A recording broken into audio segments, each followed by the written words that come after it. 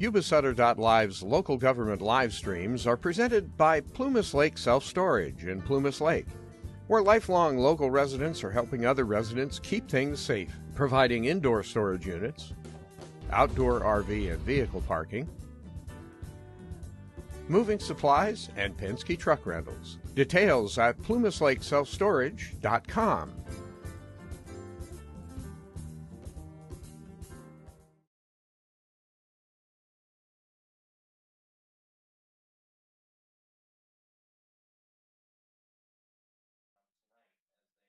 Thank you so much for our first responders. Thank you for our police officers, for our firefighters, for our EMTs. Father, for all the work that they do, keep them safe, keep their families safe. Thank you for the sacrifices that they make, and we ask that you would put a hedge of protection around them. Father, we're just grateful for our city. We're grateful for this place that we call home. I pray that you'd help each one of us to steward it well and to shepherd it well, and to see in whatever way we can make a difference in the lives of our neighbors and fellow citizens. We ask your blessing on this evening tonight, we pray in Jesus' name. Amen. Salute. Pledge. I pledge allegiance to the flag of the United States of America and to the republic for which it stands, one nation, under God, indivisible, with liberty and justice for all. Thank you. Please be seated.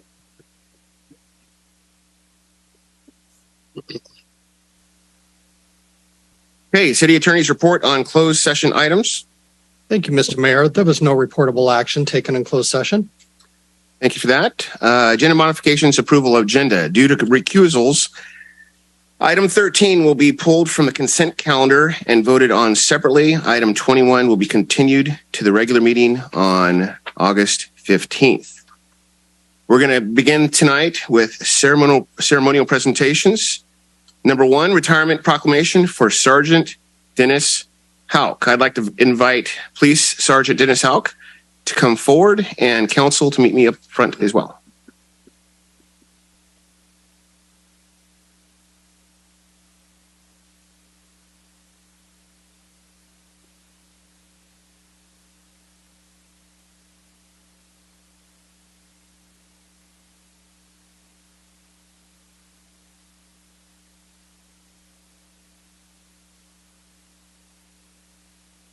Looks like you brought some friends. A lot of friends. Just based on what I saw the other day on social media, you've made a very positive impact on the residents of this community. And I think that speaks a lot. So thank you for that.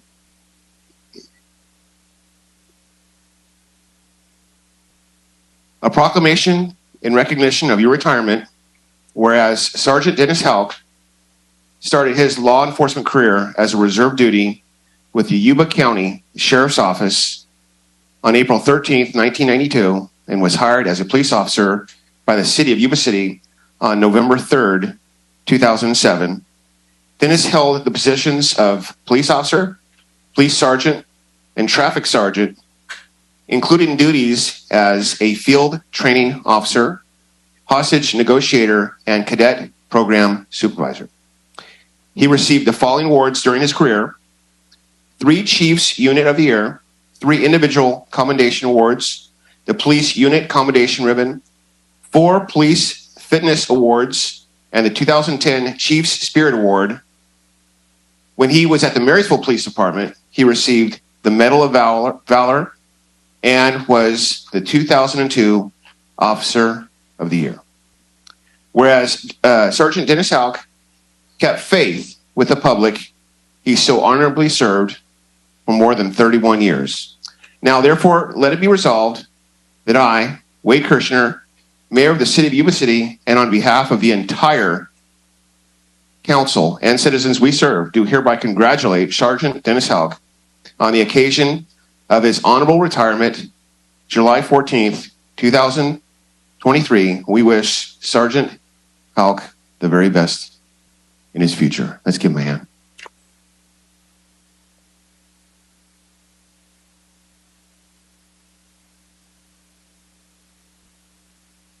You got a few words to say?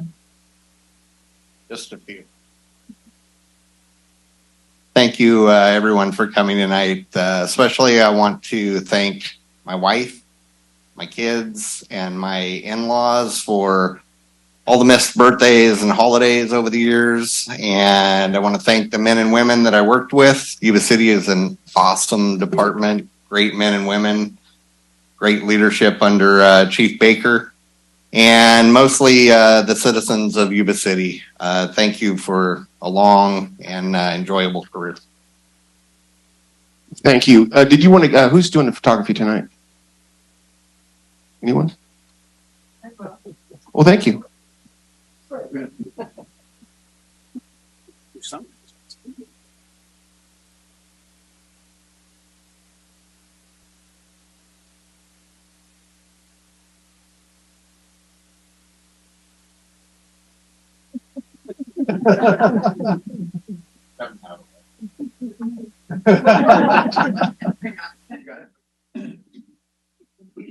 Yeah, thank you. At this point, I would like to invite Laura Nichols.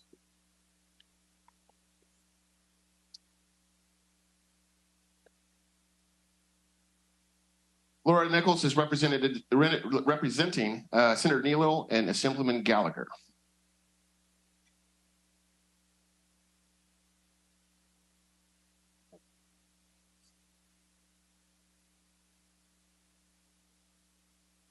On behalf of Senator Neelo, Assemblyman Gallagher, and also having known you personally for a very long time, we really want to congratulate you, commend you, thank you for everything you have done for the community and keeping us safe, keeping us together, and not knowing how much you have done for us. So we congratulate you and thank you.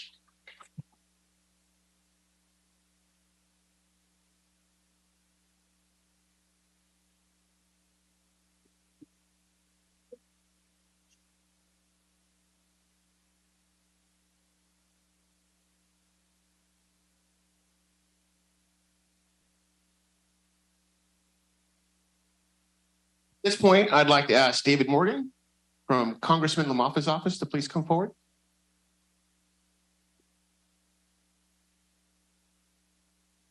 It's my honor to present you, Sergeant Houck, with a special congressional certificate of recognition recognizing your 31 years of public service for not only Yuba City, but for our community down here.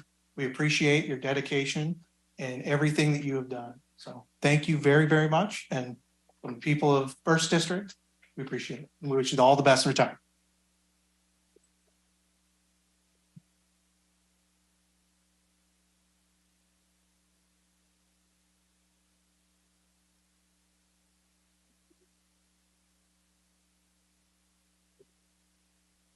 At this point, we'll have the Yuba City PD come down for a picture. Can we do that?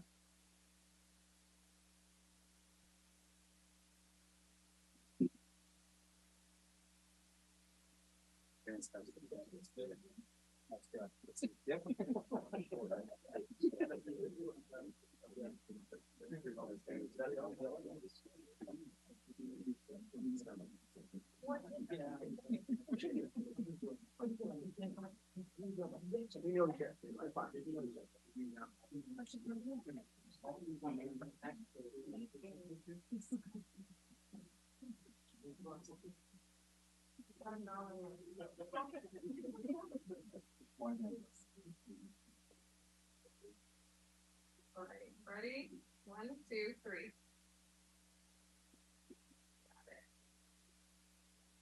Thank you.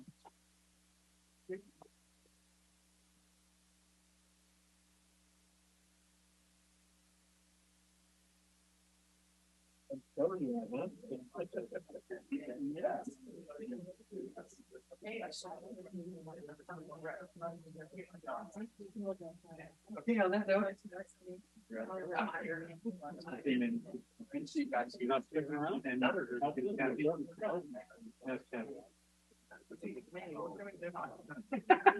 was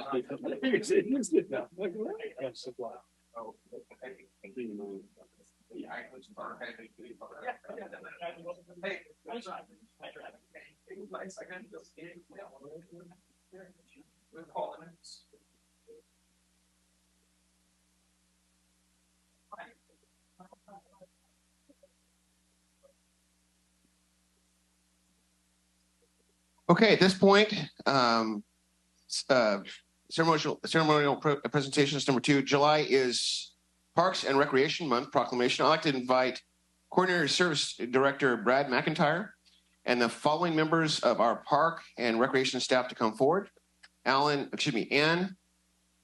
Gillen, is that right? Donald Crawford. I'm going to say this wrong. Is it Hilaro? Jessica Chichi, Justin, don't he? Justin? I'm sorry. And it's Maddie Laffert.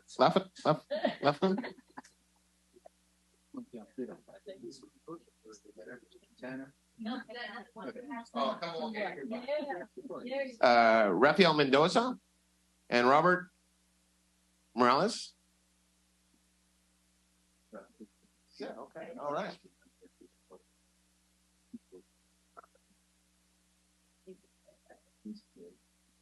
All right.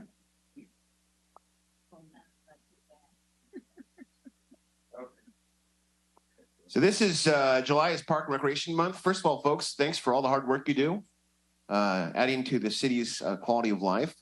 It is noticed. So thank you for that. July is Parks and Recreation Month, whereas Park and Recreation makes lives and communities better now and in the future. And our parks and recreation programs are vitally important to establishing and maintaining the quality of life in our community.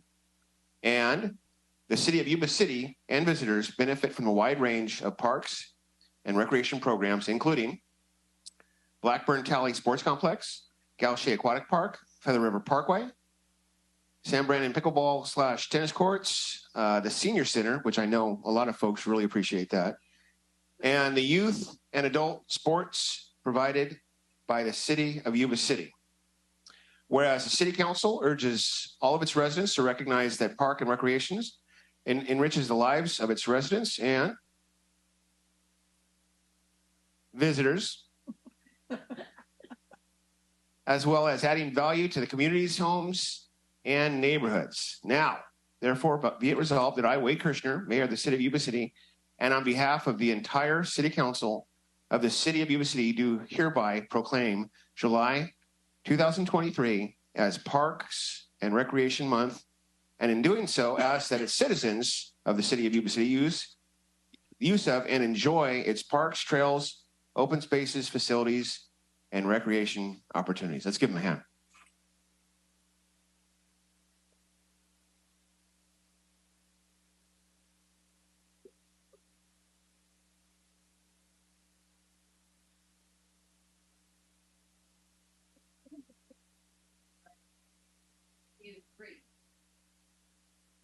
And this is Brad McIntyre's last one.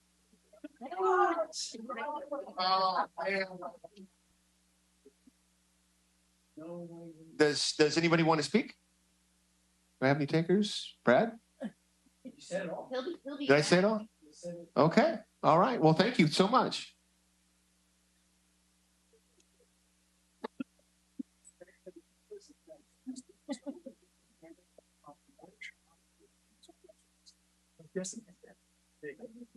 Yes, you too.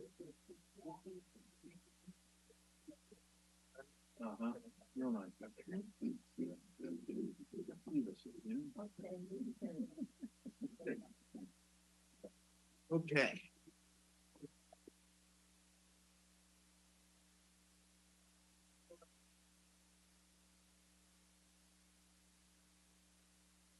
Public communication, appearance of interested citizens. You are welcome and encouraged to participate in this meeting. Public comment is taken on action items appearing on the consent calendar or business items on the agenda when they are called. Public opinion, public comment on any other items within the scope of the city's jurisdiction, including items not listed in the agenda, will be considered at this time.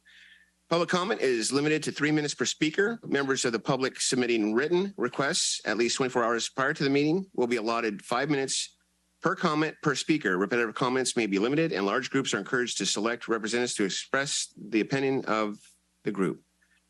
Do we have any comments from the public? Any public comments? Okay. Seeing none. Consent calendar. Are we going to have enough to go? Okay.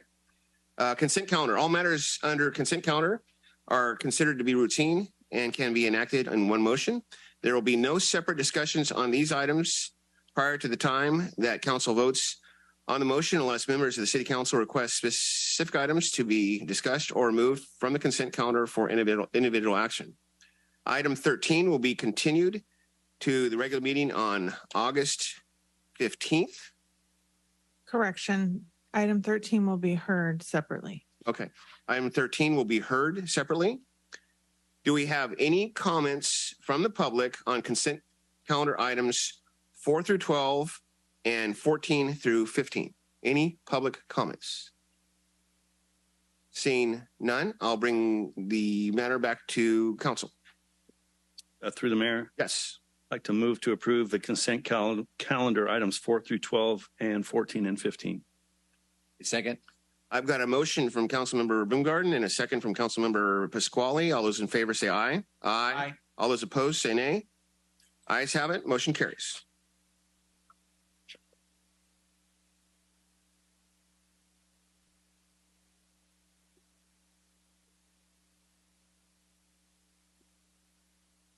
So we will begin with consent calendar item 13.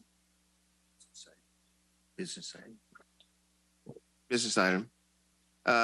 Yuba City Landscape Maintenance District 1, Stabler Lane and Garden Highway Area Resolution of Intent, presented by Josh Wolf, Associate Engineer. The mayor. Yes. If we may, could I suggest trailing this item until Councilmember Shaw comes so that we can have more people due to the recusals? Okay. Thank you so much. Thank you. Josh. Sorry about that, Josh. So moving right along, we'll move to business item 16. Consideration of inclusion on of delinquent charges and penalties for water and wastewater services on secured tax roll. This is presented by Katrina Woods, Customer Service Manager.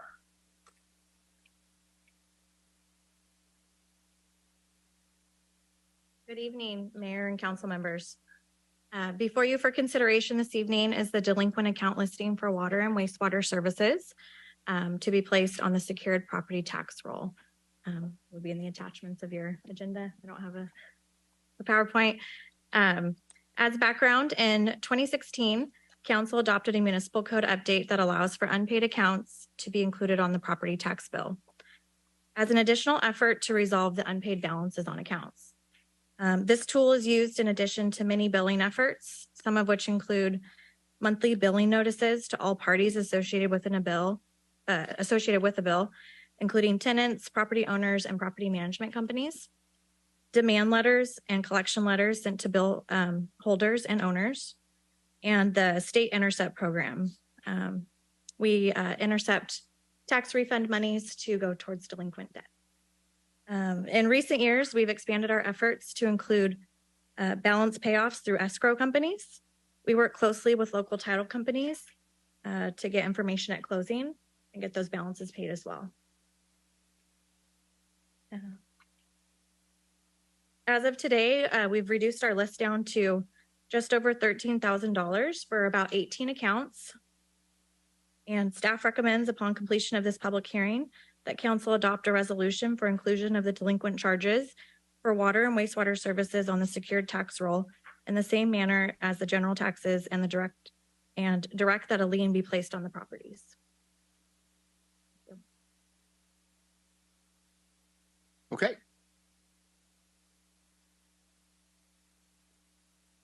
The public hearing for consideration of inclusion of delinquent charges and penalties for water and wastewater services on secured tax rolls is now open. If there are any members of the public who would like to address the council on this issue, please provide your statement via public comment and state your name and address for the record. Do we have any comments from the public on this item? Boy, quiet bunch tonight. Okay, seeing none, or hearing no public comment, I am now closing the public hearing and bringing the matter back to council. Mayor, I motion that we consider the inclusion of delinquent charges and penalties for water and water service secured tax roll, conduct a public hearing and after consideration, adopt a resolution for the inclusion of delinquent charges and penalties for water and wastewater services on secured tax roll in the same manner as the general taxes, directing the lien of also be placed on subject properties. I hear a motion from Councilmember Pasquale. Second. And a second from Councilmember Boomgaarden. All those in favor say aye. Aye. Aye. All those opposed say nay. Ayes have it. Motion carries. Thank you. Business item 17, burned and damaged building abatement, presented by Ben Moody, Public Works Director and Development Service Director. Oh, I'm sorry, Doug. Presented by Doug Libby. I was going to say, Mayor, the role of Ben Moody tonight will be played by Doug Libby, Deputy Development Services Director. So thank you and good evening, council members. So this item is just a presentation before you and to take questions should you have any. So the purpose of this item is to outline existing processes, potential alternatives to the abatement of burned and damaged buildings. As you know, the city receives complaints from citizens who live proximate to these buildings and are impacted by aesthetics of fire damaged structures and unauthorized persons occupying or being present on site. The city is often also impacted due to increased calls for service to these, including for police, fire department, code enforcement, and public works. You'll probably recognize the picture that is up currently. That's of 773 Rockholt Way. I am happy to report, though, that, and this is just probably northeasterly of the post office on Plumas Street. And so I'm happy to report that after talking with the property owner that we anticipate that this site being cleared probably next month.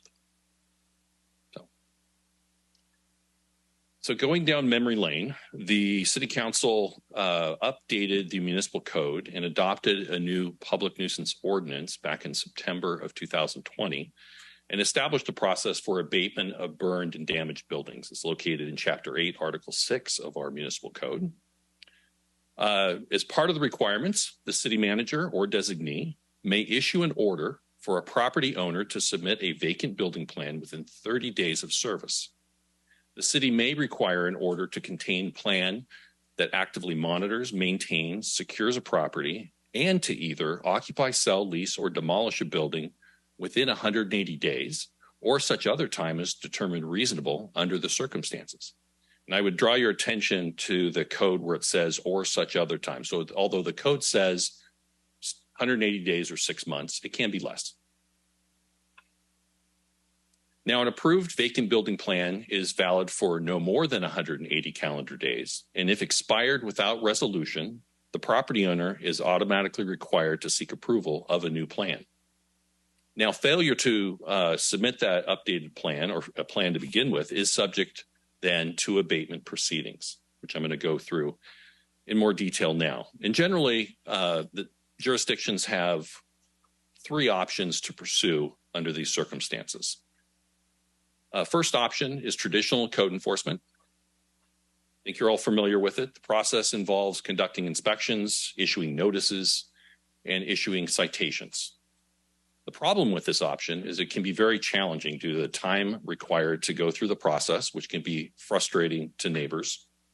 It also may not result in the desired outcome because sometimes the property owner isn't motivated by citations and the fines that get imposed. The city can subsequently pursue an abatement warrant through the court, and the city would have to initially pay the cost to abate a property.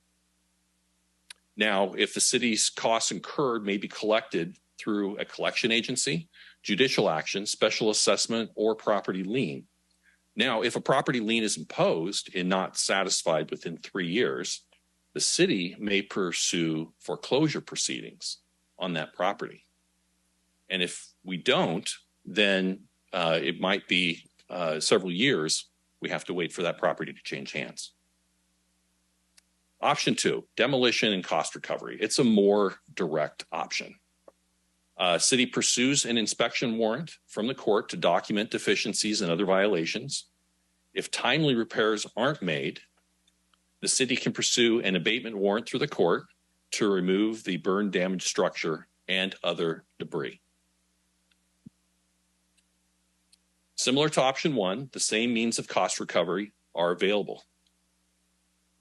Now, option 3 is receivership. Under this option, the city documents its efforts to address blighted property and the property owner's failure to bring a property into compliance.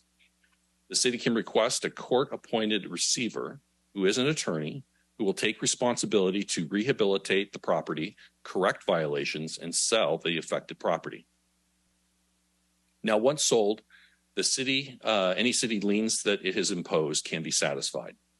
Now, a challenge with this option is that a property having little value or equity is unlikely to have a receiver because there's little opportunity for the cost to be recouped and a profit for the receiver to be had. Challenges we see in abating these situations. First, property owner motivation. Sometimes it's there, sometimes it's not. Utility company delays, removing infrastructure prior to demolition. This can take months. And I would draw your attention back to the first picture I showed at 773 Rockholt. That was part of the most recent issues at this property, is that they were waiting for PG&E to remove the gas pipe infrastructure so then they could proceed with demolition. And I think they said it took over 2.5 months for that to actually occur. Is there property insurance, and is it sufficient to cover costs? I think that's drives home for all of us to review our property insurance annually to make sure that we have the coverage that we need. Delays resulting from the insurance adjuster process and what is covered. There can be a lot of back and forth that occurs between a property owner and the adjuster. And sometimes, as you can imagine, during the wildfire events that we've experienced in this state, adjusters can be very busy.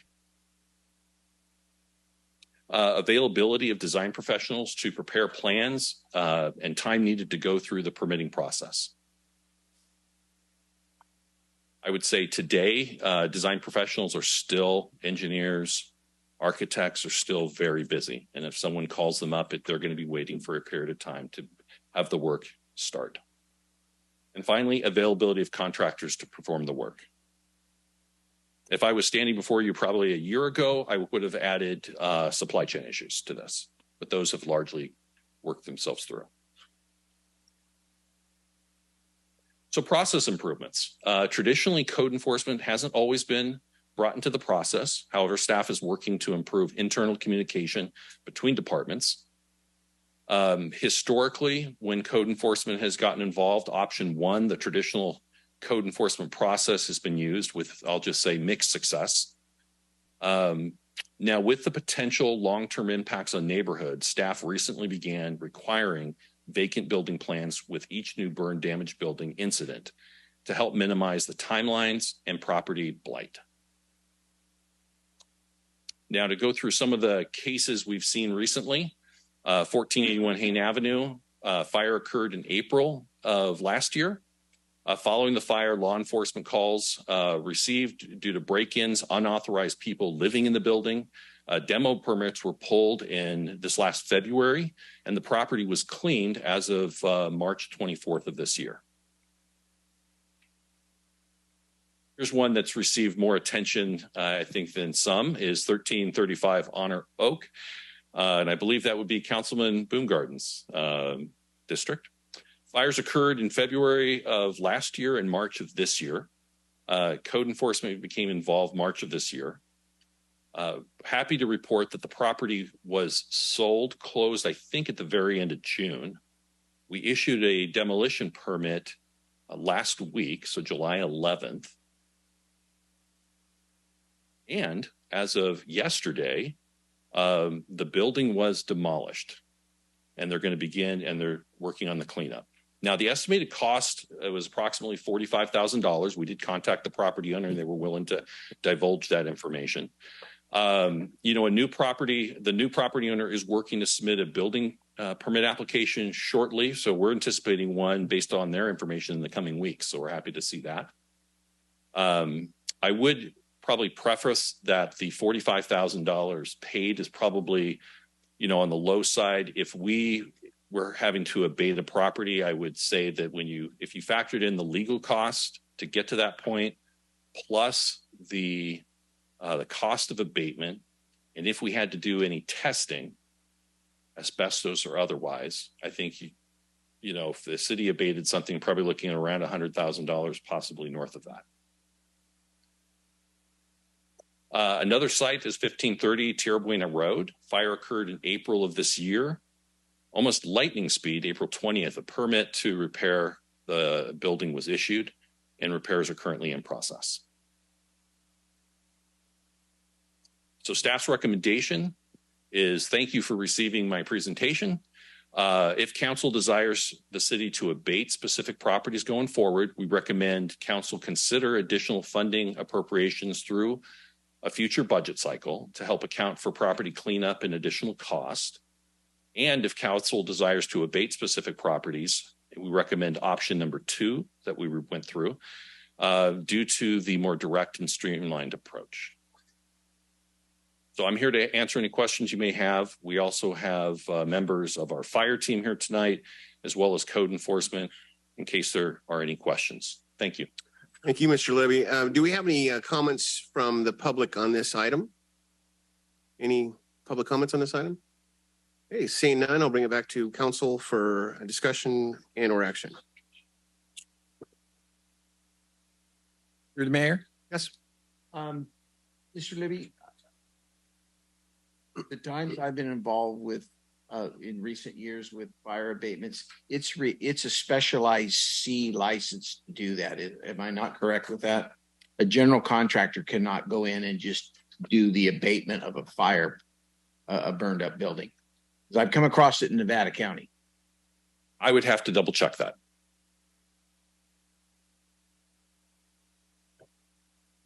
I'll be happy to comment. Thanks for bringing up Honor Oak Lane, because I think that is one that, while there are some excellent examples up there, this particular property, I believe, represents probably where you're going to get where we are going to get most of our problems, which is the absentee owner, who is not motivated to reoccupy the house and therefore chooses to either ignore and or delay getting the structure removed. In this case, this took 16 months before the structure was demolished. In the meantime, there was somewhere north of 19 calls made to the police department for trespassing or homeless folks inhabiting the structure. And there was a comedy of different things that happened that unfortunately impacted the neighborhood. So I applaud the effort of you and your code enforcement team in getting this one taken care of. I recognize there was a lot of things that could have happened. They didn't, but it serves as I think the springboard for where we are at tonight. I'm concerned on 180 days. That's 6 months where a piece of property could sit in disrepair. And given what's going on in our community and many other communities, these become quite attractive nuisances where all kinds of stuff, mostly illegal, if not all illegal, are occurring, despite the fact that we require them to secure the property. Temporary fencing is just that. It's temporary and people can engage. I'm interested in hearing and maybe Mr. Libby, you can tell us, or maybe Mr. Chaffin's going to have to tell us, how fast can we actually move if we run into a situation where it's not an owner-occupied, motivated inhabitant that we kind of feel, if you will, is going to be one of these long, drawn-out situations like Rockholt is. And it's my understanding we got about 11 of these in the city right now.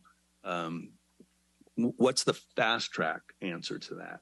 I know people have property rights, but it's important, I think, that we figure out a way to get this done a heck of a lot more quickly than 6 months if we can. Yeah, I think that if the city were to employ option 2 that we reviewed, that would definitely be a much more quick process.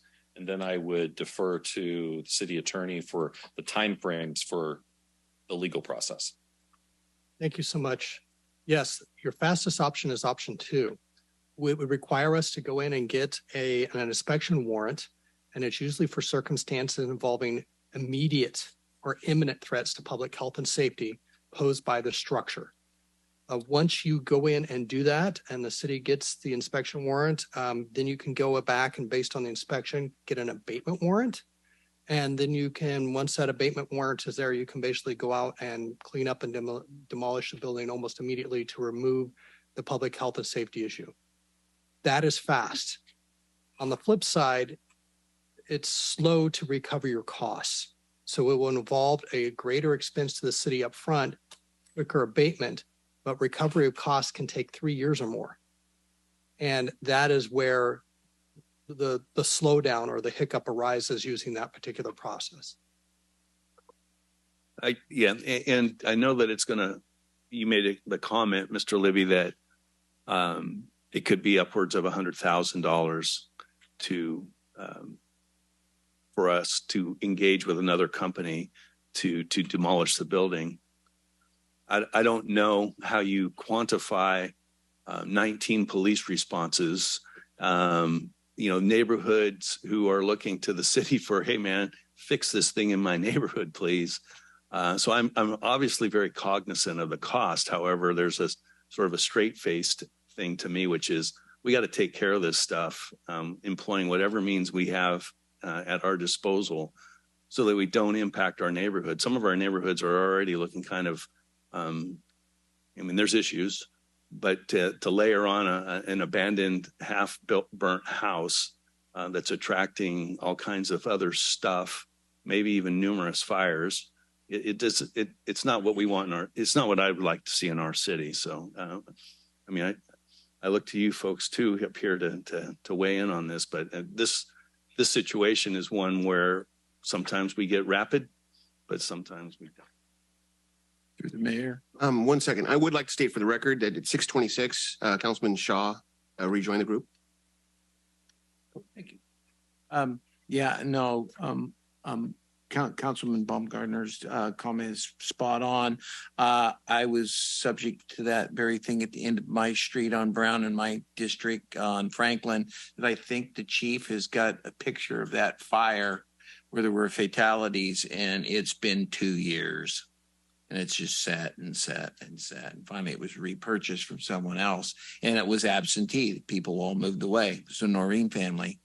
19 calls is not a cheap thing for the police to keep coming back to. Just the degradation of the neighborhood and what goes on in those facilities. I think we have to take it on the chin and move as fast as we possibly can. To the mayor. First of all, Mr. Libby, sorry for walking in midstream. I apologize. I got back as quick as I can. And if anyone sees me on this tonight, I'm waiting for some text to come in regards to some medical stuff. So that's what's going on up here. Want to go back to something that you said earlier, because this is a problem throughout the city, and you referenced the health and safety codes. And we did an ordinance about a year ago for blighted properties because of health and safety codes. So could we not, and we're not talking about like you said, the motivated people, the owner occupied, they're just trying to get it fixed and they're subject to contractors and supply stuff. We're talking about the people that are just going to let it go forever until their hand is forced. Can we not use those mechanisms already to give code enforcement the teeth to start down this avenue to get them more motivated? Because we did have success with buildings, and the old Harper's Ferry was one that was kind of the poster child for that. Trash everywhere, graffiti everywhere, and all it was a reach out by Mr. Moody, I believe, and you and your team talked to them, and all of a sudden they started, they really wanted help and we offered help, but we have fines and stuff in that ordinance already. So is that a lever that we can pull? So, thank you, Doug. I definitely good questions, and I'll answer, provide a little more input with the public works hat on too. So yes, so there was three processes. The code enforcement, so you set up the vacant building plan, then you start beating them up. Hey, you're out of compliance. Here's your $250. Here's you're out of compliance, $500 a day. Boom, boom, boom. You get to a certain level where you've built up $50,000, whatever level you want to set, and then you talk with the attorney. We set up and we go to a property lien, but then the property lien plays out for 3 years before you could go into foreclosure. So you wait, so that turns into 4 years. And then once you go foreclosure, guess what? Now the city owns it. And so now I need about $100,000 so I could clean it if there's no hazardous situation and then sell it. And then there's no recovery option really, because there's no value in the property until something's built, and then you have long-term property taxes, or the lien isn't so upside down, because if I got $200,000 into an upside down property, it's never going to sell. So then you got to wipe away the code enforcement value to get it. So that's the problem with the traditional code enforcement process. The option 2, where you go in there, it's imminent, it's a safety hazard. There's still the 180 days sounds long, which is painful for me to say, because 6 months is a long time for somebody getting 19 calls across the street for vandalism, blight, homelessness, going in and out of it, you name it. But there's definitely legal precedent. We'd have to set up some processes where you'd have to give the guy on notice, the property on notice, go through the process. So I definitely hear the 180 days. I think in reality, though that tool is set up for the 180 days where you'd have to go through the notice. We'd have to work with the attorney to show unresponsiveness and then have it as an immediate threat, and then work through that. But then it turns into a public works project where we need to test it and abate it. And so I think fastest you're going to see something happen is really 18 months on a city process. And the city needs to be willing to take on that burden that's not going to get paid off for quite some time. And so I just wanted to add that comment to it. And that's where I think it's definitely a valid conversation. And then how we prioritize those properties and look at putting funding at it next year through the budget cycle, that, hey, if there's some priority ones out there, 2nd Street, Monroe Avenue, some of these that are just the ongoing, as you said, that are just the quality of life. It comes to the city and the impacts that it has.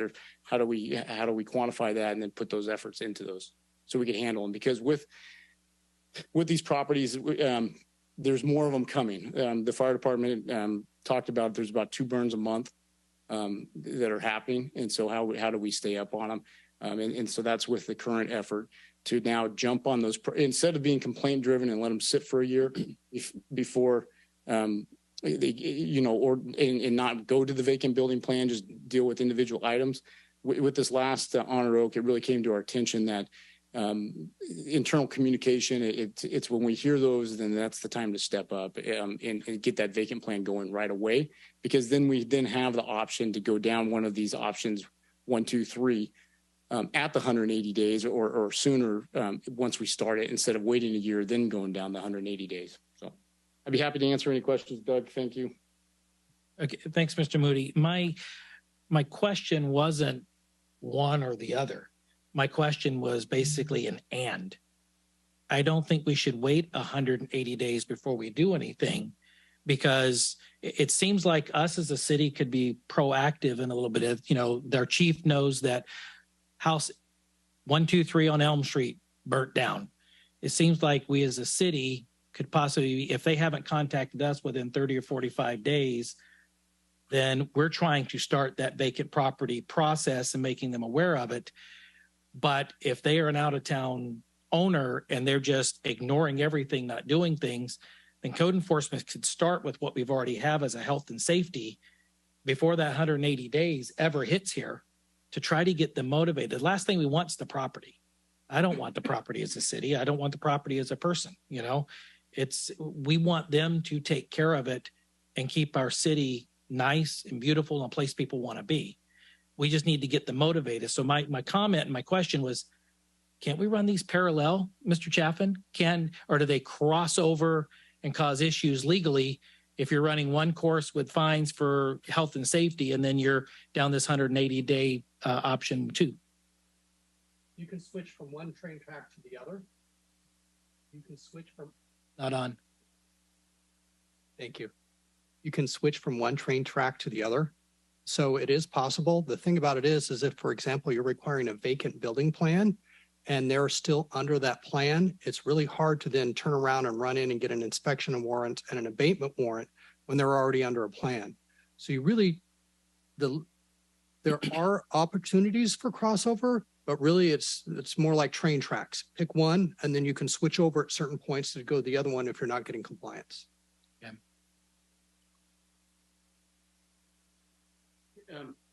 Yeah, and I guess on that train track is now when we receive the burn notice, so an email gets distributed, code enforcement picks that up in the next day's email. We initiate the request for a vacant building plan. And so that's really they have 30 days to then get us a plan of what's going to happen for the next 180 days.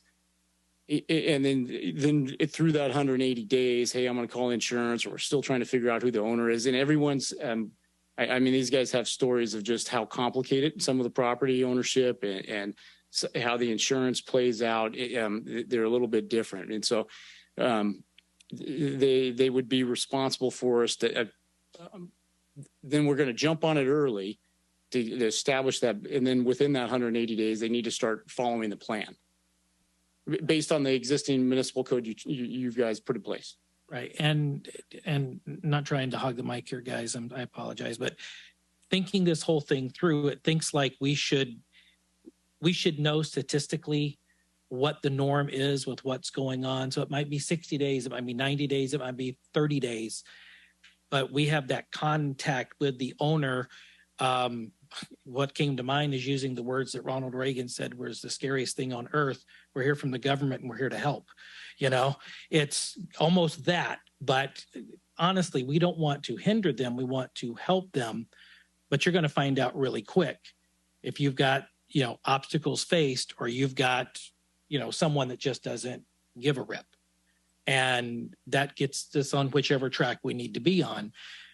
My last thought as I was going through this was, it seems like with these numbers, maybe we could come up with a certain number that's like, you know what, we're comfortable with this much to take care of our city, but anything above that has to come back before the council for, going down that other train track. If it's going to cost $80,000, okay, or $45,000, it's going to cost $500,000. That's a whole nother discussion. Through the mayor. Yeah, I'm huge on property rights. I think people have the opportunity and should have the opportunity to maintain their property rights. However, when they begin to infringe on other properties nearby, then that's where I get deeply concerned. And so I'm wondering, I keep hearing 180 days. I know that's the existing number.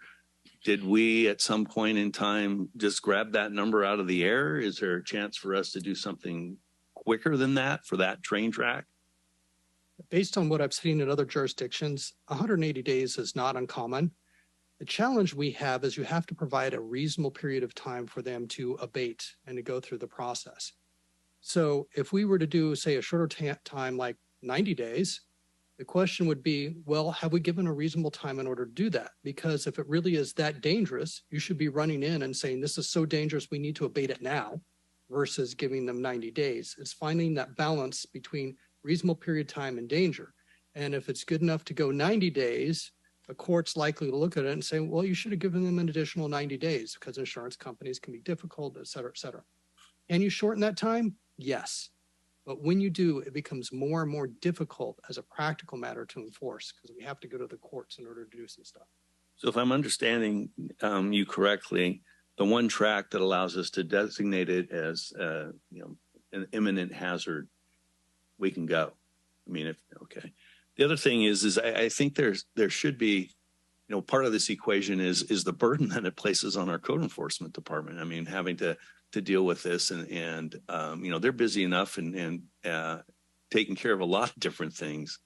I mean, this is one that I would love to see us, expedite and give them the teeth and the tools to get get this off of their plate, if you will, so that they can get on to other stuff as well, because we all know there's a lot of stuff out there right now. So anything that we as a council can do or provide staff, I think, in options to take care of these situations, which seem to be occurring more frequently, I think is well worth the time and energy spent to figure that out. Okay, thank you. I would like to thank staff for putting the time in this. I know it is a public safety issue. Considering the property off of Plumas Street, it didn't burn once, it burnt twice. And so it is a public safety issue. So thank you for that. And I'll bring it matter back to council for action. Through the mayor, I think it was just, Mr. Libby, do you have enough from us or do you need more from us tonight to give you direction? No. Okay. Thank you. All right. Thank you. Through the mayor, I do have a couple of questions. Because the staff is navigating this process, of course, then we'll be utilizing city funds to do so. And so we just adopted a budget. You all are aware of the budget situation. And this would come out of the general fund typically, because we don't have any other funding sources available for this. And so as staff is navigating through this process, we will need to come forward with a request for a CIP account to establish funding for abatement processes. And so, given Mr. Libby, contacted the property owner for Honor Oak, and that was $45,000. That didn't include what the city's legal costs would be, or testing, or abatement. It would be helpful to get a sense from council as to, the amount of funding that you would like to see set aside in this fund, so that we can get a sense of, because that's also going to dictate how aggressive we can be on some of these properties. As Councilmember Boomgaarden noted, there are 11 burned structures, but there are also quite several vacant red tag structures that might be in a little bit different situation. So we do need some additional direction. We talked about the burned, but we didn't talk about the vacant red tagged. And then we don't know the amount that council wants to put towards this effort. Through the mayor, I think that's a great question. I think what I would like to hear before I would advise any dollar figure is, for instance, let's just use the 11 that we know. How many of those do we think typically are going to be problem structures? I mean, I don't know what that number is. My reference would go back too many years, but maybe we could get something from staff in regards to how many might be, yellow light. These folks don't seem to be coming forward with the vacant building plan, or when we talk to them, they don't sound, I know they can say all kinds of different things, but would that be possible for us to get sort of an idea of what that might be? Yes, we could certainly obtain that information. I would feel a little bit more comfortable saying, hey, look, on an annual basis, there might be X amount of these things that we're going to have to deal with. And then hopefully we don't have to deal with any of them. But through the mayor. Mm-hmm. We're kind of making assumptions here that a 4,500 square foot home in a good neighborhood is going to sit blight, in which I don't think that's the case. Most of the things that I've seen that are blight are normally the cracker box, little 1,000 square feet, 1,500 square feet homes in, unfortunately, my district. And I think we're seeing to abate $100,000 on a home. That's a pretty good size home that's normally going to be in a fairly substantial neighborhood and such. So I think we kind of have to get a picture of what actually is sitting idle in the city, and not just make, a blanket that all these homes that burn are going to be. Am I making any sense? No, you make sense. Okay. So I would note that we didn't call out addresses, but as part of the staff report, there was a map included, which identified locations of either the red tag structures or the burned ones. So you could see approximately where in the city they are. Okay. Or are you still looking for a dollar amount? What I'm hearing from council is we need to follow up at the next council meeting that perhaps provides an inventory of the burned structures, the abandoned structures, maybe a status of where we are in discussions with the property owners, and then an estimate of what it may potentially cost if the city needs to get involved. And so that's the direction I heard from council. If you have something different, please let us know. Thank you, Mr. Libby. At this point, I think we're going to circle back to item number 13.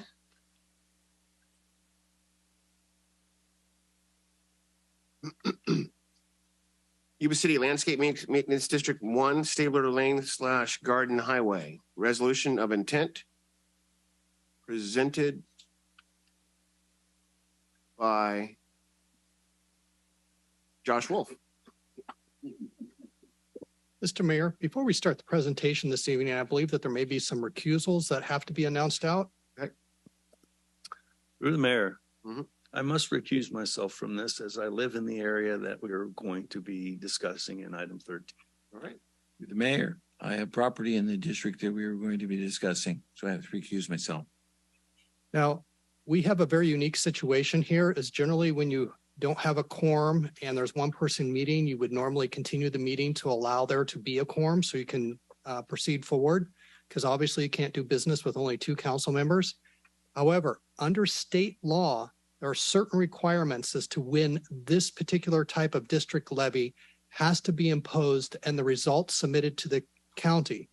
And even though staff started well in advance, it turns out because of the meeting dates and times and the absences, we will not be able to meet the state mandatory requirements unless we have an initiation of a hearing this evening. So my advice is under these circumstances, because Councilmember Harris is absent tonight, that we go through the random process of flipping a coin between Councilmember Boomgaarden and Councilmember Pasquale to see who will be sitting as a quorum or sitting on the council to make a decision on this matter in order to make sure there was at least a quorum. So, Ms. Wakefield, would you be willing to do the coin toss as it were, if someone will select it? In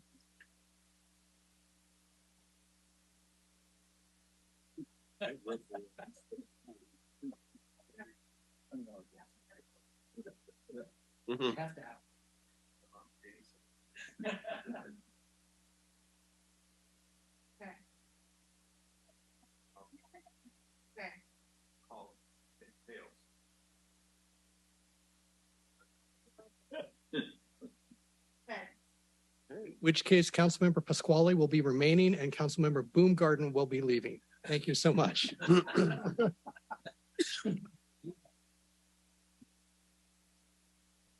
Hey, Mr. Wolf, you have the floor. Good evening, Mayor and members of the City Council. I apologize with this one originally being consent. I don't have a presentation, but I will do a quick run through on this. So the purpose of this item is for the resolution of intent and approving the engineer's report for Landscape Maintenance District number 1. Now, Maintenance District number 1 covers 2 areas, or Maintenance District number 1 is primarily in the Walton area and down south by Garden Highway. It has 4 zones of benefit. 1A, which is the Walton area, which has no cost of living adjustment. 1B, which is the Garden Highway area. That's a gateway into the city, also has no cost of living adjustment. And then there are a couple of commercial districts down by the Garden Highway area, which have been created recently that do have cost of living adjustments factored into their analysis. So, apologize. In previous years, the expenditures in District 1 exceeded revenue due to increasing cost and lack of COLA provisions, creating negative reserve fund balances with recent aggressive cost-cutting measures that have reduced professional services, water and administration expenses. The revenues have exceeded expenditures in District 1. The city also previously attempted to modify District 1 to include COLA provisions. but the residents within the district oppose the modification. In order to restore the higher maintenance levels, additional funding sources, and/or a Proposition 218 hearing process would need to be approved. The engineer's annual report has been prepared and it's on file in the city clerk's office. The report describes the district, the improvements therein, the method of assessment, and the proposed assessments for each parcel. The resolution approving the annual report and the resolution of intention to order improvements are required by state law to continue the district.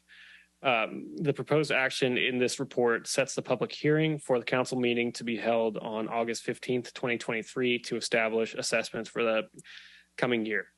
In terms of the fiscal impact, as previously stated, zones 1A and 1B do not have cost of living adjustments.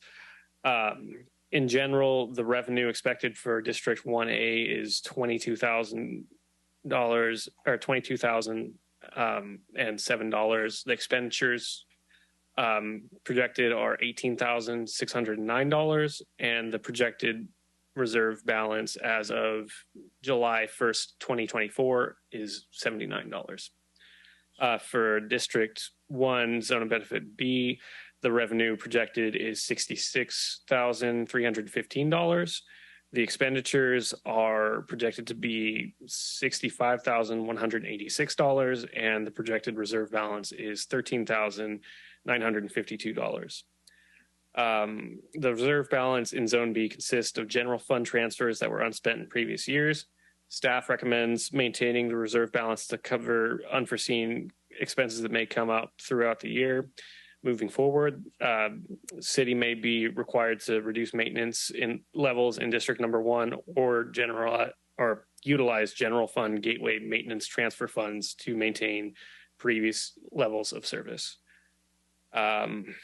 So staff's recommendation is to adopt the following resolutions to continue the maintenance district pursuant to the Landscaping and Lighting Act of 1972. 1, approving the engineer's report for Yuba City Landscape Maintenance District Number 1, and 2, the resolution of intention to order improvements for Yuba City Landscape Maintenance District Number 1, and then finally setting a public hearing for August 15th at 6 p.m. to establish assessments for fiscal year 23-24.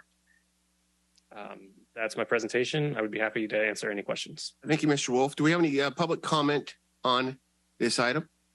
Any public comment? Seeing none, I will bring it back to council for discussion or action. Through the mayor. Yes. I move that we adopt a resolution approving the engineer's report for Yuba City Landscape Maintenance District 1 and adopt a resolution of intention of order improvements for Yuba City Landscape Maintenance District Number 1, both pursuant to Landscaping and Lighting Act of 1972. I've got a motion by Councilmember Shaw. Councilmember Shaw, yes. Does that include setting a public hearing for August 15th, 2023 at 6 p.m. to establish assessments for That's such a novel idea. 2023-24? Take that as a yes. Thank you. That would be a yes. And that would be a second. And a second from Councilmember Pasquale. All those in favor say aye. Aye. All those opposed say nay. Ayes have it. Motion carries.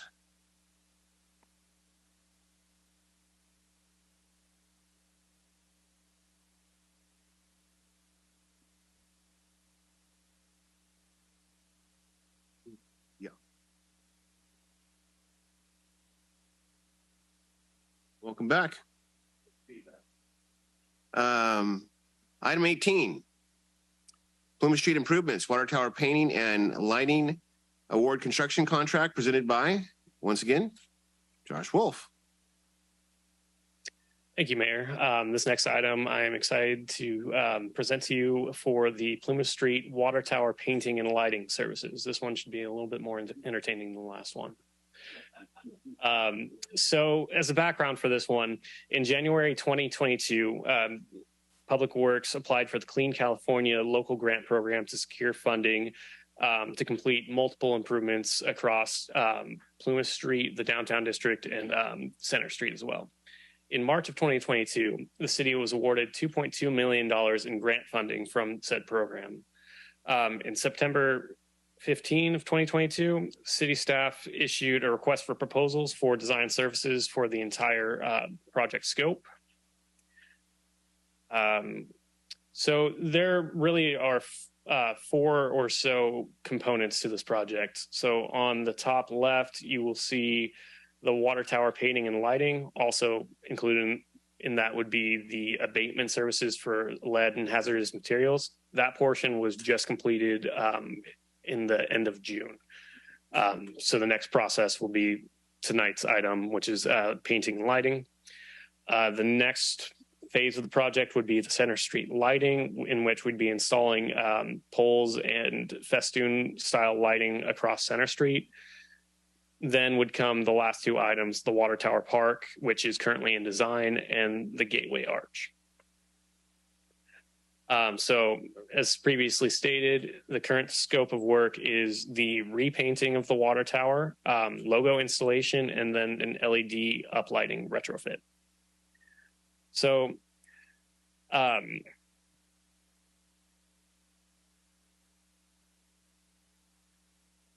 the city has done numerous RFPs since 2008, really since the reconstruction of Plumas Street, to have the water tower repainted. The issue along the process has been that only certain contractors can do the work on the water tower due to the working at heights restrictions.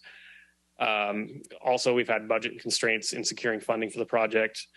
Now that we have funding through the grant process,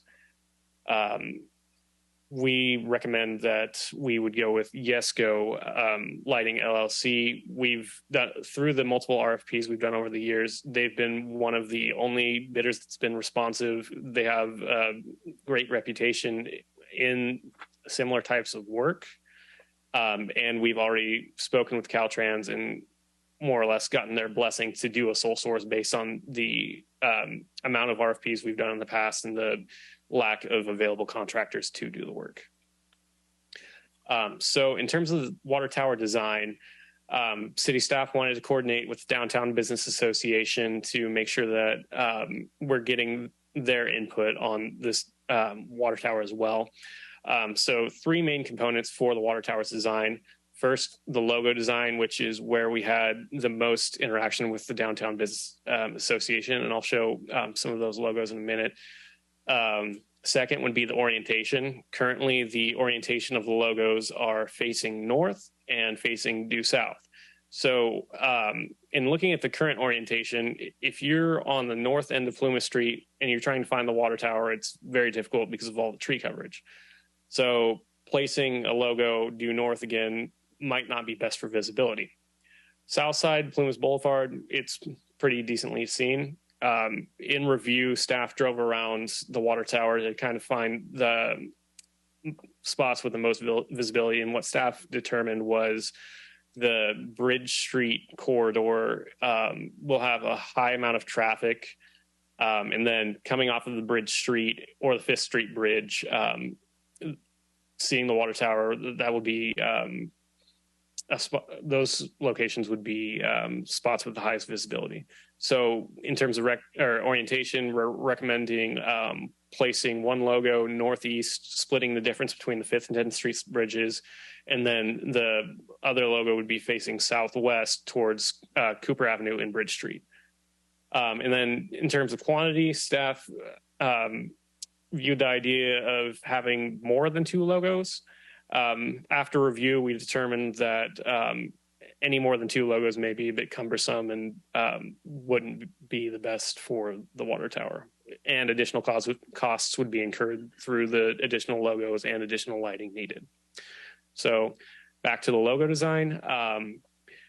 Through working with Yesco, they were able to come up with 4 different designs. In working with the Downtown Business Association, we were able to narrow the logos down to 2 options.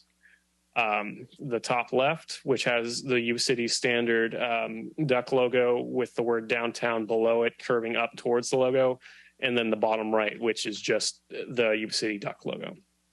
So logo option number 1, this was the DBA's preference. One of the things that the city likes about it, as well as the DBA, is it does help define where the downtown district is, and it is sort of a placemaking beacon for the downtown. Logo option number 2 would be the one with just the city logo on it. The positives to just having the city logo would be the logo itself would be larger, so it might be more visible at farther distances, and it's a little less busy than the other logo. Before I move on to this point, staff is happy to pursue either option, is looking for council's recommendation on which one to move forward with. In terms of fiscal impact, the contract amount for YESCO is $390,875.37. We're recommending a 10% contingency of $39,087.54.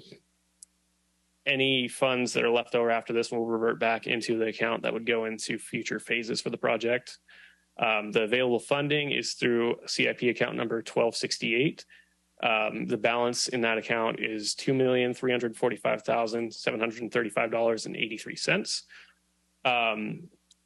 At the end of every phase, or at the end of the project as a whole, anticipated for June 2024, city will seek reimbursement from Caltrans in the grant amount of $2,235,628. The alternatives would be to not award the contract to YESCO and issue another request for proposals. As previously stated, YESCO is one of the very few that can do the work, and this would delay the timeline for the project. What staff does recommend is adopting a resolution which awards a standard agreement to YESCO Signs LLC of Salt Lake City for the repainting, logo installation, lighting retrofit services on the Plumas Street water tower in the amount of their total bid, $390,875.37.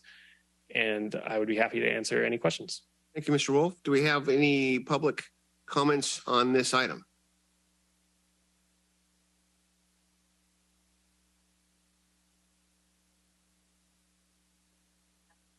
Is it on? There you go. Good evening, Mayor and Council and City Manager Diana.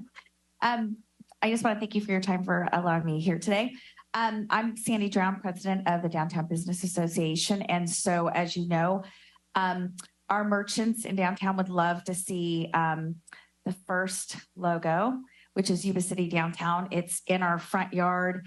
It makes sense for that to be there. So we appreciate Josh working with us and kind of going around about on our on which preference we had. And so we're excited about this project. This is a great project. I remember when Brad called and asked if I could help submit a letter of our ideas from downtown, what we thought, and it's full circle of all the 4 items that we had thought as a young DBA board that we could ambitiously do. And then we called YESCO and found out it was like 300,000. And then we realized that there's a different way. So I'm glad that Brad was able to kind of lead this project. But we're excited, and hopefully the council will be able to decide on the right logo. Thank you. Thank you. Do we have any further public comment on this item?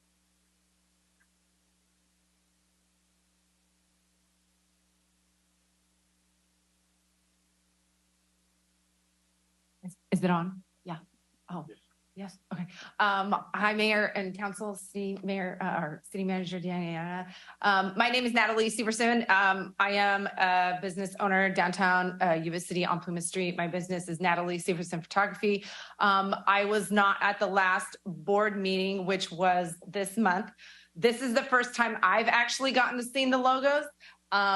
This is super exciting, as all the merchants downtown. I do like the first one also, so well done for what we voted on. It does, like Sandy mentioned, on behalf of what Sandy said, it does designate where we are, what's downtown, and coming over, I'm still, that bridge, it's not Bridge Street Bridge, it's the other one, coming west, I call it the 20, coming west on the 20, if you see that and it says downtown, you know where to go. And it's like the place, and everybody, it's kind of one of those default things. It's like if you go downtown, you're in the spot. Everything is there, food, shopping, entertainment. It's kind of a default. It's like, okay, let's go there. So it's a really easy place to know where to go. So I'm sure you guys will put in your ideas and thoughts. And we as a DBA are so happy that we are able to work with everybody else, with the city, and you guys too, and Doug and team and everybody else. So thank you. Thank you. Mayor, I just had one more comment. I forgot to mention that as part of the lighting, it's not just going to be standard lighting to show the logo. It'll be color changing. So there are options. We could change colors as we see fit. So, thank you. Any further public comment on this item? Okay, seeing none, I'll bring it back to council for action and or comment. Through the mayor. Mm-hmm. Thanks for all the work that you guys have done with this, and it's going to be nice when it's finished. So I want to start with there. I think we need to take a look back. Mark, we were talking earlier, how many years ago did the downtown kind of come about and we redo the downtown? Probably 20 years ago. Yeah. So we have to really take a step back and go, what did our predecessors really want to do with downtown 20 years ago? And I think you guys summed it up, and that is drive people to kind of an economic center of our city that's got entertainment, that's got dining, that's got shopping, that's got all of those. And there's a lot of towns we go to that will identify it. And I was able to attend virtually the meeting, and my personal opinion, I like number one because it clarifies what town you're in. You're in Yuba City, but it also then sets that district. And you know, for me, I think we just get on board with this and finish this project out, and go with number one. Finish up the cross street there. It just got out of my brain. It starts with a C. Center Street, thank you, and get that archway in. And when you think about how Plumas Street is boxed in, we've got the flag on the north end, which people were all upset when it was broken, wasn't there, and it's there and it flies and welcomes our citizens and our veterans and everything in our military. Then on the south end, you'll have the archway, and then exactly what Natalie you said. Even now, if you kind of come over the 10th Street Bridge there, you can see the water tower. So it's just kind of a beacon of call. So for myself, I think we need to get on board with this and do number one. I just don't like the color green. Okay. No taken. So I'm just joking. That would be my 2 cents. So I don't know if anybody else wants to chime in. The mayor. I'm good with one. It's just I'm grappling with where you're going to put the logo. I get the, you don't see it when you're coming from the north to the south, but you do when you're coming into the city. And it is, young lady, you said that you could see it from the 10th Street Bridge, which you said to 20. So you've actually, that's something you see. So I don't know, maybe the locations need to be southwest or southeast, northeast orientation, or we could, is that what he said? Oh, good. There you have it. You're thinking great. Through the mayor, well, I learned a new name for the 10th Street Bridge. I probably won't get the 20 Bridge out of my mind now. I've known the 10th Street Bridge for 40 years. I get it. The 20, okay. I'm all in on design number one, and I don't need to say anymore. Okay. Well, thank you for that presentation. This is exciting. I remember the first time we did this and they were in neon. And the first time I saw it up there in neon, it was kind of, it was just cool to look at. And it hasn't looked presentable for a while. And so I'm glad this was done. I kind of took it upon myself to go downtown. It wasn't exactly scientific, but just ask people, give them the two options. And it surprised me. And this was a pretty healthy cross section between merchants and just the average person walking down the street. And what I was told was downtown Yuba City. And so I would go with option number one as well. I do have just one question on that. The picture, the rendition of the lighting structure on Center. I'm assuming those are going to be high enough for trucks to go under.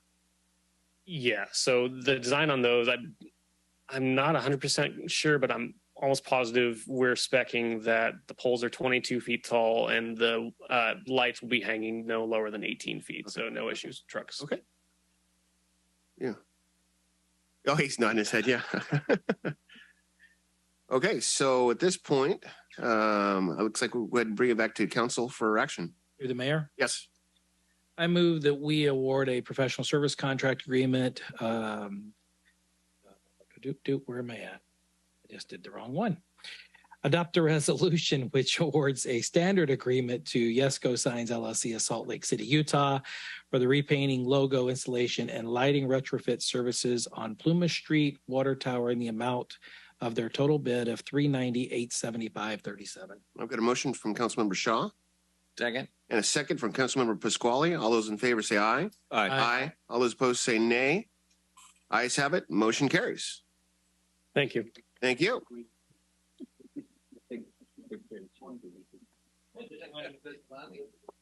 Lived in LA. Okay, moving to item number 19, Aquifer Storage and Recovery Well Project Consultant Award presented by William Zhao. Okay. Floor is yours, sir. Thank you. Greetings, good afternoon, Mayor, City Council, City leadership, and public in attendance today. It's been a while since I presented, so give me a little sec to warm up. But my name is William. I'm Assistant Engineer for the Public Works Department. And so today I'll be presenting on the Aquifer Storage and Recovery Well Project, also known as the ASR Well Project. So some quick background. This project really gained traction when the California Department of Water Resources awarded the city a grant in the amount of $6,325,000 for both the design and construction of an aquifer storage and recovery well. For those of you who don't know, an ASR well is a well that's capable of not only extracting water from the ground, but also injecting it into the ground for future use.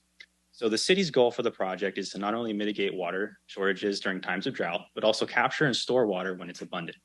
And so right now for the goals of the project is to have the ASR well have a production rate of roughly 2,400 acre feet per year, which is roughly 20% of the city's demand for water, as well as having a solid, essentially, storage underground, and that amount would essentially be determined during the design phase. So for the procurement process the city did, this Public Works Department released an RFP, request for proposals, on April 20th, where the city was seeking a experienced consultant that would be able to do the design, environmental services, permitting for the well, as well as some engineering services during construction. So on May 25th, the city received 2 proposals, and those 2 proposals were reviewed by a committee of 4 public works staff members. And so you can see on the table here that the grading criteria for the proposals included the following. So for the outcome, after the rankings were added up, Corollo of Sacramento was the top ranked proposal, and some of the strengths that they had in their proposal included a nationally awarded ASR well project, as well as exceptional permitting experience with the state for an ASR well. And they also demonstrated a great understanding of the city's needs, goals, existing plan issues, as well as the budgetary constraints around the project. And their team also included a staff members that have previously worked on the ASR feasibility study for the city that was done back in 2010. More details about the impact of the project. So contract administration and review of related documents will be done by Public Works staff. On the right-hand side, you can see a table where there's a scope of services. Tasks 1 through 8 are given for the project, and then Corollo also provided optional tasks 9 through 12. So due to limited Public Works staffing, optional task 9, which is for construction management inspection, will need to be provided for the project. However, staff will bring that to the City Council for a decision when construction is ready to begin. On optional task 10, that's for grant opportunity and research and writing. That's not needed at this time. And then the last 2 optional tasks, 11 and 12, are recommended by staff due to there being a lack of geotechnical information at the water treatment plant, as well as the need for integration of new electrical and instrumentation equipment to the complex water treatment plant systems. So dive into the fiscal impact of this design phase for the project. So right now the total cost is going to be about $2,799,412. And there's a breakdown where roughly $2.6 million would be the contract amount to Corollo. There would be a 5% design contingency, as well as a contract management a markup, which is a 2%. So the grant awarded $2.9 million for the design phase of the project. And with us being at 2.8, any savings for the design phase will be transferred over to the construction phase for the project. And staff is also going to be recommending that the council authorize the finance director to make the supplemental appropriations so the city can be reimbursed in the future for the grant funds. So today, staff is recommending council adopt the resolution that awards a professional services agreement to Corolla Sacramento in the amount of $2,613,830 for the development of basically the design phase of the ASR well project. The second action would also be to authorize the city manager to execute a contract on behalf of the city, subject to review and approval as to legal form by the city. And lastly, also authorize the finance director to make the necessary supplemental appropriations so we can be reimbursed for the grant funds. And if the council does not wish to proceed with the staff's recommendation, there's also these alternatives, which include directing staff to further evaluate the proposals. We could also reject the proposals and council can provide direction to staff on issuing another RFP, or we could even reject the proposals and postpone design services. However, if we do this, postponing the project would delay construction and ultimately create a situation of where the city might have to forfeit those awarded funds.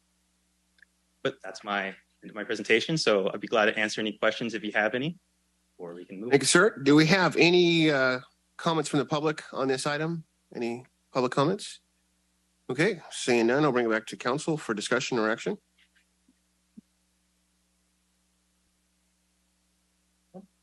Through the mayor, I move that we adopt as presented tonight 19 A, B, and C.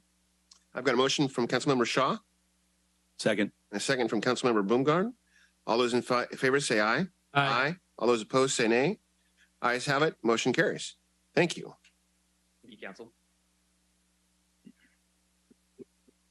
Item number 20, Yuba City Residential Street Lighting Maintenance District, Walton area and Terra Buena area, public hearing.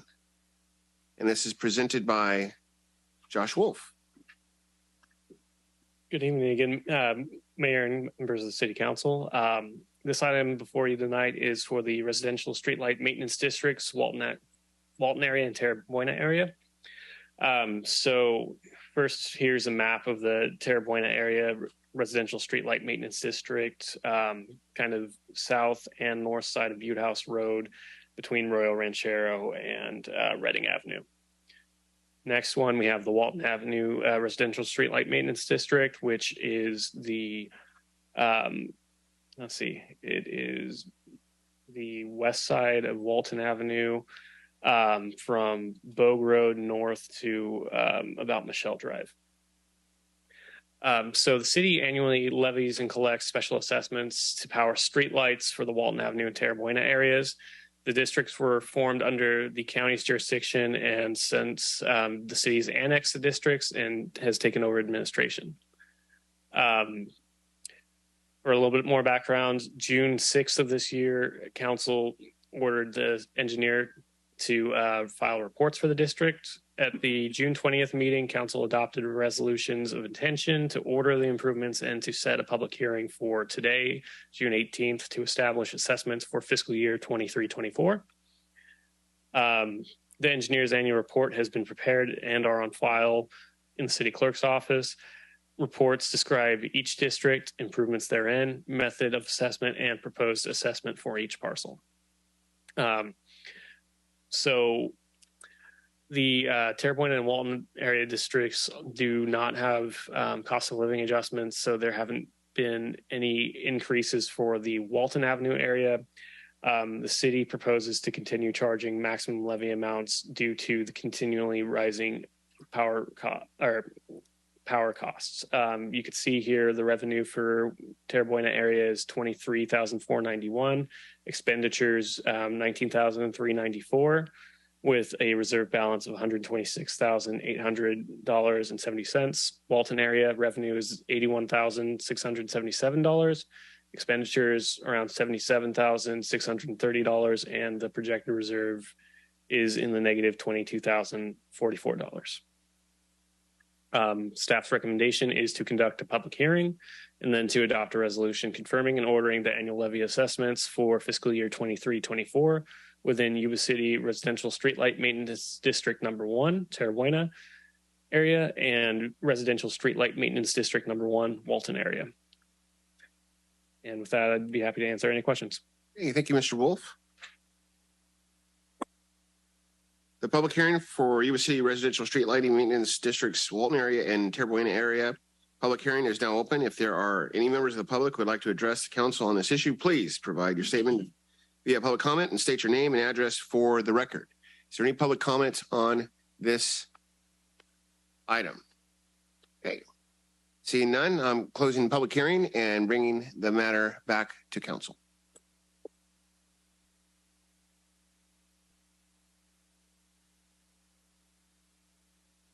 Mayor, I proposed motion to Yuba City Residential Street Lighting Maintenance Districts, Walton area and Terra area public hearing, conduct a public hearing, adopt a resolution confirming ordering the annual levy of assessments for SKU 2324 within the Yuba City Residential Street Light Maintenance District 1, Terra and Residential Street Light Maintenance District number 1, Walton area. I've got a motion by Councilmember Pasquale. Second. And a second from Councilmember Boomgaarden. All those in favor say aye. Aye. All those opposed say nay. Ayes have it. Motion carries. Thank you. Thank you. Item 21 is going to be continued on August 15th. Moving to future agenda items. This is an opportunity to discuss with the city manager about items that came up in the meeting this evening that you would like to have brought back to council at a later date. Do we have any comments from the public on this? Okay. Seeing none. Reports and communications. The following reports and communication items are provided for the council's information. No action will be taken on the items under this section unless council agrees to it in a subsequent agenda. Number 23, city manager's report. Thank you, council. So I just want to commend Josh and William and Doug on their presentations tonight. It's always nice to see staff, in addition to Ben, do presentations, and that's exciting to see. Also, I want to note that we do have one of the engineering interns in the audience tonight. So Wyatt Prather. So Wyatt, thank you for attending tonight. If you could raise your hand so council can see who you are. The other thing that the August 1st council meeting is canceled because we have National Night Out. So council will be participating in National Night Out and going on ride-alongs to various neighborhood events. And then the other thing that I want to note, something that I'm very excited about is Public Works, number 1. They did a great job on a patch pave project on Gray Avenue at Spiva. As a particularly bad section of road. Not that there's not a lot of bad sections of road right now, but they did a great job. And this week, they're going to start on Butte House Road to try to tackle some of the worst areas along that section from basically Gray Avenue out west, probably to around Tharp or so, I would guess. And so it's very exciting. That's a piece of equipment that council approved. And it's probably been 3 years ago or so. And so it took a while with COVID to get it manufactured, but it's nice to see it's actually getting out on the street. And so you'll see the street crew. If you happen to drive by this week and see them out there, please wave at them. But we're excited to see this take place. Thank you. Thank you. And just one final note, just to note, Waffle Wednesday next week at the Senior Center. Yep. Thank you. City Council reports. We're going to begin with Councilmember Boomgaarden. Thank you, Mr. Mayor. Had the opportunity to take advantage of an offer to ride along with the fire department on the 4th of July. And I know you did as well. It was not as busy as they had been prior, but I will say that it was busy. And I want to extend my thanks to Chief Alexander and Battalion Chief LeBlue, who shepherded me around. We did start the night up on the levee with a bunch of folks, I'm assuming from Sutter County, to watch the fireworks in Marysville. And we got a little bit of that in before we had a pretty ripping grass fire down by Shanghai Bend. I've heard some comments made, both positive and negative, about the fireworks show and our contribution. And one of the comments seemed to allude that, maybe the fireworks show's intent was to deter illegal fireworks, and certainly it was. And I would say that we continue as a council to be very sensitive to the illegal fireworks situation within our city. But I would also say that noting how many people were up on that levee, and noting that this was a regional event with regional support, with a lot of folks regionally who are happy with it, I'm not at all unhappy that we are a contributor. I think it is something that we should be proud of as a community. And even though it may not deter every illegal firework, I guarantee you that it's deterring some, and that part of it is worth our effort as well. Also had a chance to see the children's 4th of July parade. This was the 20th year of the 4th of July parade. I have to say that in all the years that I've attended, this probably was the largest attendance that we saw of that parade. And I think it's a great event for us down in our downtown. They left already. But I also think that I want to thank St. Andrew's Church for their symphony. I think that's a great addition. And then all the work of the donors for the food that they pass out free. And it's just a nice event. LAFCO meeting, I was not able to attend, but I think it's important to note that there has been a change in the executive director of LAFCO, and Mr. Libby's with us tonight, and he'll be serving in that capacity for the city and the county.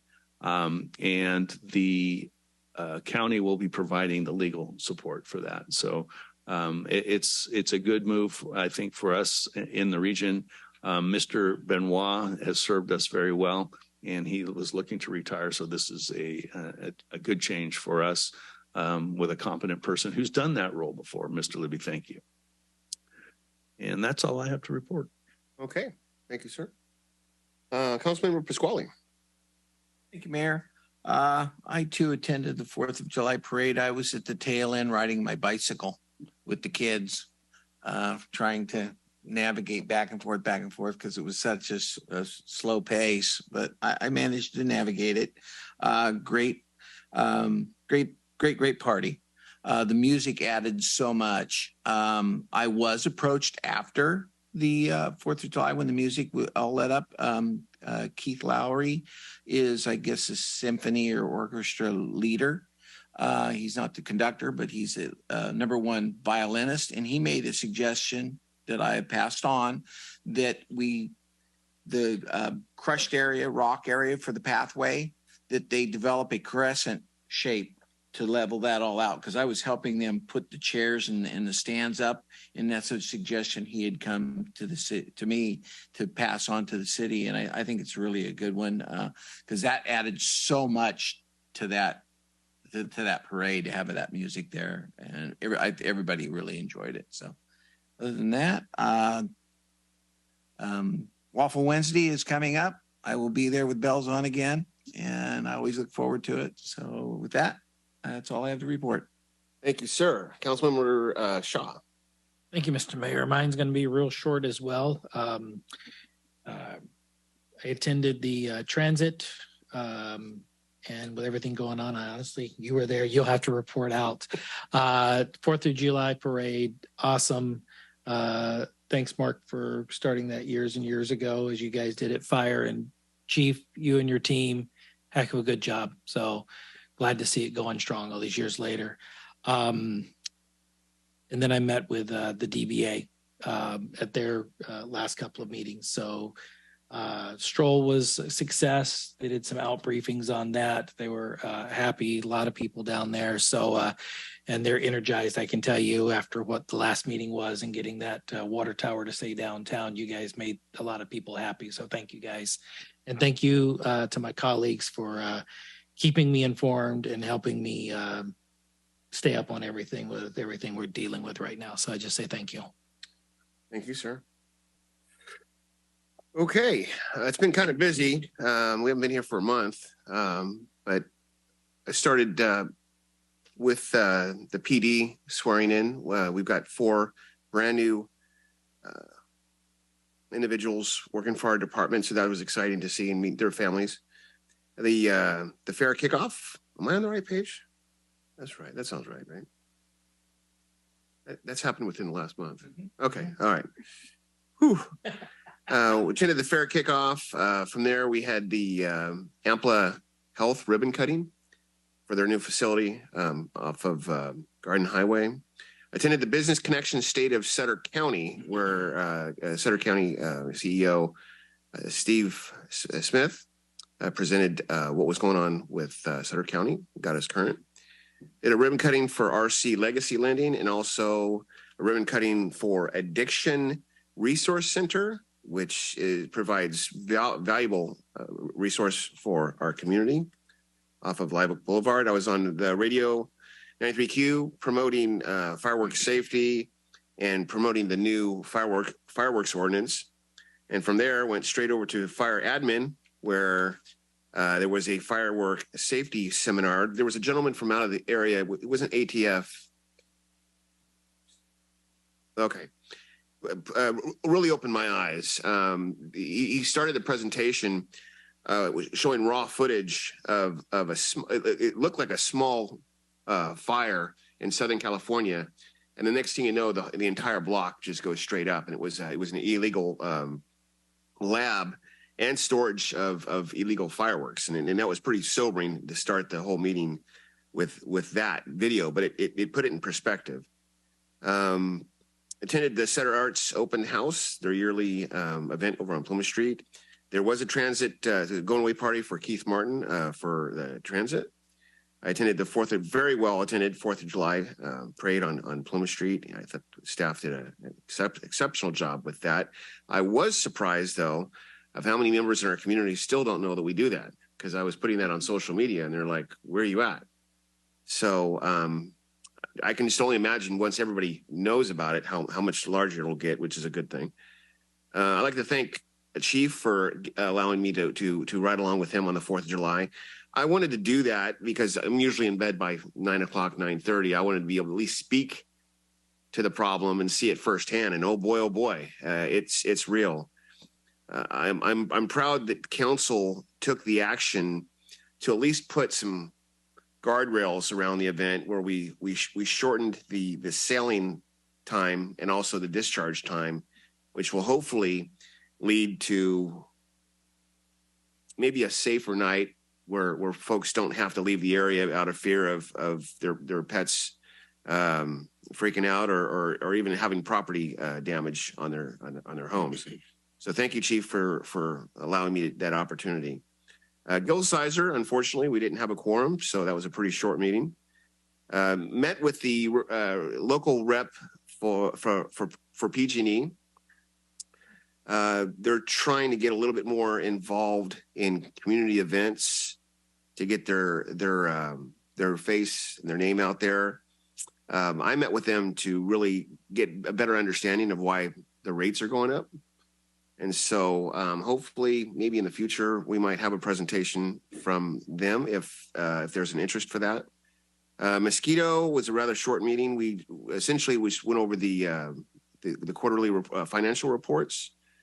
Today, the city manager and I met with Senator Nilo, where we expressed some concerns and wants for our community and got to meet him. And lastly, this is a little bit of a plug, but before our next meeting, which is August 15th, I believe, August 12th, there'll be a grand opening for our new hotel, which is located over off of Bridge Street by Gap Park, Holiday Inn Express. They're going to have a official grand opening between 5:30 and 7:30. And they're going to have Dunk the Mayor. So they're going to have a big dunk booth where you have an opportunity to dunk the mayor. And proceeds will go towards Back the Badge and also to the ALS Association. And with that, this meeting is adjourned.